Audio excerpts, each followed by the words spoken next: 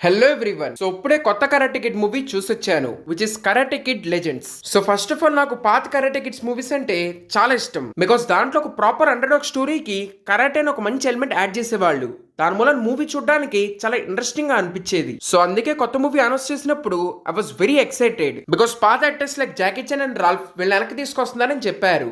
దానికి తగ్గట్టు ట్రైలర్ కూడా చాలా బాగుంది, కానీ సాడ్లీ ఎర్లీ రివ్యూస్ పెద్ద గొప్పగా రాలేదు. దాంతో ఇంకా మూవీకి చాలా లో ఎక్స్పెక్టేషన్స్ తో వెళ్ళాను. సో మరి అలాంటి నాకు మూవీ ఎలా అనిపించిందంటే it's pretty okay and interesting but not great. అంటే because for the first time నాకు మూవీ రన్ టైం ఇంకొంచెం ఎక్కువ ఉంటే బాగుండేది అనిపించింది. సో మూవీ రన్ టైం వచ్చేసి ఇట్స్ అరౌండ్ 1.5 hours, అంటే 1 hour 30 minutes. ఇంకా క్రెడిట్స్ అవి తీసేస్తే ఇంకో 5 minutes అవి తగ్గిపోతాయి. సో అందుకే technically it's very small movie. దానికి తగ్గట్టు స్టోరీ కొంచెం ఇంట్రెస్టింగ్ గా అనిపించింది. అంటే లైక్ స్టార్టింగ్ 40 minutes లో ఒక కొత్త టెంప్లెట్ చూపించారు, వేరే మన మెయిన్ లీడ్ కి ఆల్రెడీ కుంఫు తెలుసు. సో అందుకే it was bit different. So ఆ kung fu and karate blending, 1 tree 2 branches, ఇదంతా స్టార్టింగ్ మంచి ఇంట్రెస్టింగ్ గా బాగుంది. దానికి తగ్గట్టు యాక్టింగ్ ఆర్ క్యారెక్టర్స్ అందరూ బాగున్నారు. సో అందుకే ఇట్ వాస్ గోయింగ్ గుడ్. కానీ ఒక పాయింట్ తర్వాత మళ్ళీ వాళ్ళ సేమ్ టెంప్లెట్ లోకి వెళ్ళిపోద్ది. ఇక్కడ టెంప్లెట్ లోకి వెళ్ళడం ప్రాబ్లం కాదు, బికాస్ స్టార్టింగ్ లో చూపించిన స్టోరీ ఇంట్రెస్టింగ్ అనిపించింది.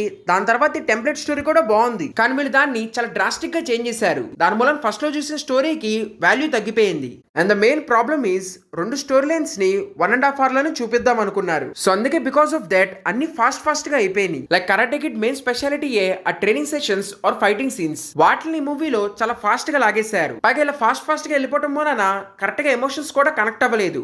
లైక్ మెయిన్ హీరో ఎందుకు ఫైట్ చేస్తున్నాడో పెద్దగా క్లారిటీ ఉండదు. దాంతో పాటు అలాగే Jackie Chan and Ralph characters ని ఇంట్రొడ్యూస్ చేశారు గానీ వాళ్ళని కూడా సరిగ్గా యూజ్ చేయలేదు. సో ఇక్కడ మూవీ బాగున్నా గానీ ఇంకొంచెం కరెక్ట్ గా స్పేస్ తీసుకుని రెండు స్టోరీస్ ని ప్రాపర్ గా ఎక్స్ప్లోర్ చేయాల్సింది. సో అప్పుడు మూవీలో చూపించిన ఎమోషన్స్ కూడా మంచి డీప్ గా కనెక్ట్ అయ్యే వాళ్ళం. సో అందుకే that's why I felt sad, because correct story line ని ప్రాపర్ గా యూజ్ చేయలేదు. కాబట్టి ఐ థింక్ వాళ్ళు ఈ మూవీని ఇలా చిన్నగా పెట్టడానికి మెయిన్ రీజన్ వాళ్ళు కొంచెం సేఫ్ గా ప్లే చేయడానికి ట్రై చేశారు. అంటే కొంచెం పెద్ద మూవీ తీస్తే మళ్ళీ అక్కడ ఏదైనా తప్పు అయిపోయి మూవీ మొత్తం లాగ్ అంటారని చెప్పి ఇలా ఫాస్ట్ గా లాగేశారు. అండ్ దాంట్లో కూడా ఈసారి స్టోరీ మీద ఎక్కువ ఫోకస్ చేసి ఈ ఫైట్స్ అవి తగ్గించారు. కానీ సాడ్లీ ఒకవైపు ఆ స్టోరీలోనే ఎమోషన్స్ సరిగ్గా కన్వే చేయలేదు, ఇంకోవైపు ఈ ఫైట్ సీన్స్ కూడా ఫాస్ట్ గా లాగేశారు. సో అందుకే మూవీ మరి వరస్ట్ గా అనిపించదు. కొంచెం ఇంట్రెస్టింగ్ గా ఉన్నా కానీ పెద్ద గొప్ప మస్ట్ వాచ్ సినిమా అని చెప్పలేము. So overall it's okay. మీరు కనుక Jackie Chan fan or Karate Kid fan అయితే ఏదో ఊరికే ఒకసారి టైం పాస్ గా ట్రై చేయొచ్చు. కానీ అదే మరి కొత్త ఆడియన్స్ వెళ్తే కనీసం వాళ్ళకి ఆ నాస్టాల్జియా ఫ్యాక్టర్ కూడా కనెక్ట్ అవ్వదు. సో అందుకే ఐ థింక్ వాళ్ళకి మరీ మూవీ